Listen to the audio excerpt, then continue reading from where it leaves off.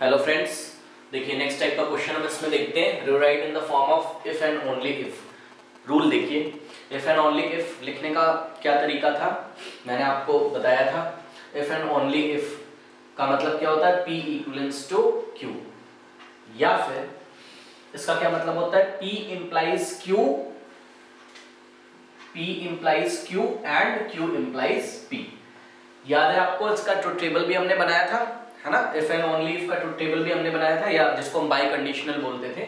तो लर्न कर लीजिए, P इंप्लाइज Q एंड, ये एंड का साइन है, एंड Q इंप्लाइज P हमें करना है यहाँ पे। चलिए पहला क्वेश्चन देखते हैं।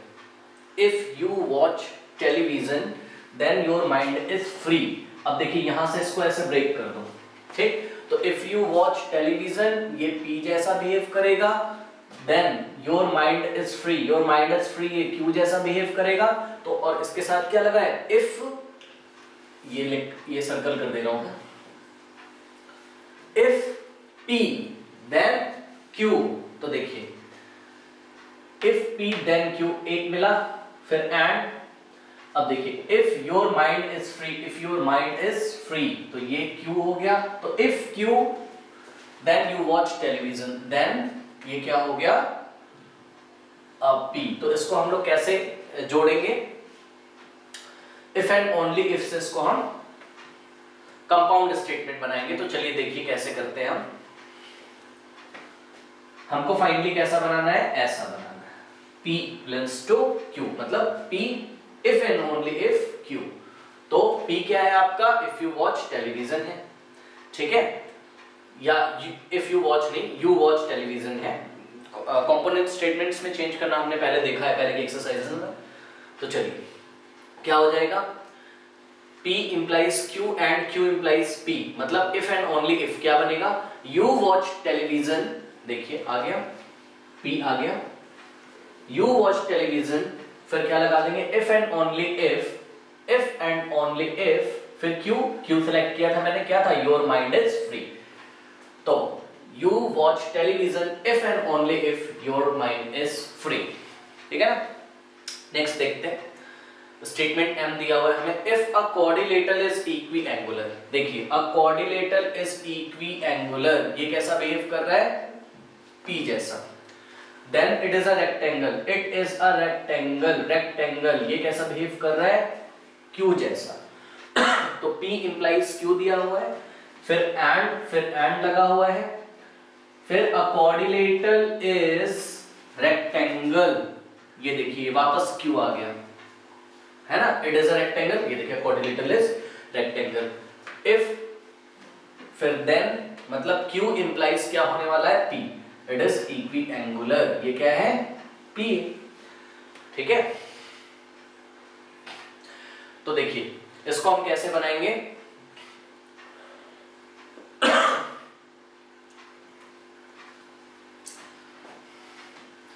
एक बात मैं आपको और बता दे रहा हूं, देखिए आप A एंड B बोलो या B एंड A बोलो, बात सेम होती है। मतलब P implies Q and Q implies P बोलो, या Q implies P and P implies Q बोलो, बात सेम होती है। मैं आपको ट्रुथ टेबल से दिखा सकता हूं, देखिए ये A B का ट्रुथ टेबल है, सॉरी ये A और B है, ये A and B, last classes में किया याद है, true true false false,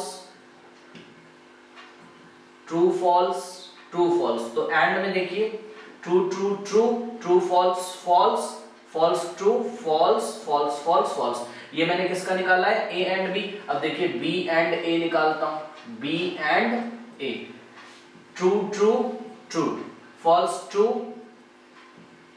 false, और ट्रू फॉल्स फॉल्स, और फॉल्स फॉल्स फॉल्स। मतलब आप देख रहे हो आउटपुट कैसा आ रहा है, सेम, चाहे A एंड B निकालो, चाहे B एंड A निकालो। तो यहां पे मैं यही बताना चाहता हूं कि आप P implies Q and Q implies P करो, या Q implies P and P implies Q करो। तो मैं यहां पे ना ये करने जा रहा हूं, Q implies P and P implies Q करने जा रहा हूं, मतलब मैं ऐसा करने जा रहा हूं।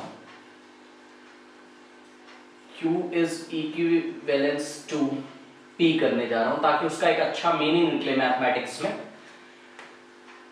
ऐसा मैं करने जा रहा हूं, मतलब Q को मैं पहले लूंगा, फिर इफ एंड ओनली इफ लगाऊंगा और फिर मैं स्टेटमेंट बनाऊंगा। देखिए जैसे कि फिर से ये P है, ये Q है, ये P है, ये Q है और ये क्या है, P है।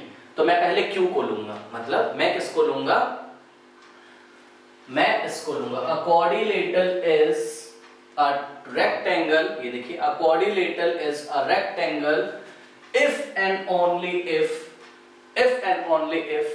it is equiangular।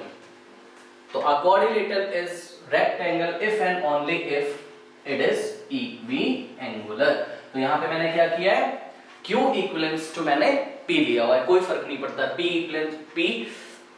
Equivalence to Q ले लो या Q इक्विवेलेंस टू P ले लो, है ना। आपको थोड़ा सा मीनिंग बना के रखना है मैथमेटिक्स में, बिकॉज देखिए सच बात तो है, क्वाड्रिलेटरल रेक्टेंगल तभी होता है तब और केवल तब जब वो क्वाड्रिलेटरल कैसा हो, इक्वी एंगुलर हो, मतलब उसके चारों एंगल कैसे हो, इक्वल। और चारों एंगल इक्वल का मतलब आप समझते हो, x x x और x, है ना। तो x plus x plus x plus x कर दोगे 4x इज इक्वल्स टू 360, तो x की वैल्यू 90 डिग्री हो जाएगी, और जब हर एंगल 90 डिग्री तो वो एक रेक्टेंगल होता है, ठीक है ना।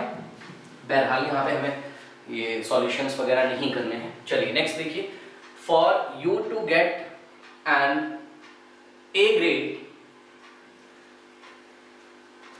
तो देखिए ये वाला जो सेंटेंस है ना, to get an A grade, ये कैसा बिहेव कर रहा है, P जैसा बिहेव कर रहा है। कह रहा है it is necessary and sufficient condition that you do all the homework. तो you do all the homework is behaving like Q, ठीक है। तो P इक्विवेलेंस टू Q क्या बनेगा, बहुत सिंपल है, you get an A grade if and only if you do all the homework regularly। Next है, if a tumbler मतलब glass, जो पानी का ग्लास होता है, if a tumbler is half empty then it is half full, and if a tumbler is half full then it is half empty। तो देखिए a tumbler is half empty, ये कैसा बिहेव कर रहा है, P। तो if P then Q, it is half full, ये क्या है, Q है, ठीक। फिर देखिए if a tumbler is half full, तो हाफ फुल वाला जो सेंटेंस है वो कैसा है, Q है। तो फिर क्या आ रहा है, if Q then P आ रहा है, it is half empty, ये फिर से कैसा बिहेव कर रहा है, P जैसा। तो देखिए if P then Q, if Q then P, और बीच में क्या लगा हुआ है, and लगा हुआ है ना। तो ये देखिए if P then Q and if Q then P, तो इसको हम चलिए बना देते हैं, बहुत सिंपल है। तो कैसे बनाओगे, a tumbler is half empty if and only if it is half full। तो ये क्या हो गया, ये जो कुछ भी बना है वो P इक्विवेलेंस बोल रहा हूँ, सॉरी, बाय कंडीशनल है ना, P इक्विवेलेंस टू या P biconditional to Q, P equivalence to Q। तो इस तरीके से हम इसको if and only if वाले बाय कंडीशनल स्टेटमेंट्स को बनाते हैं।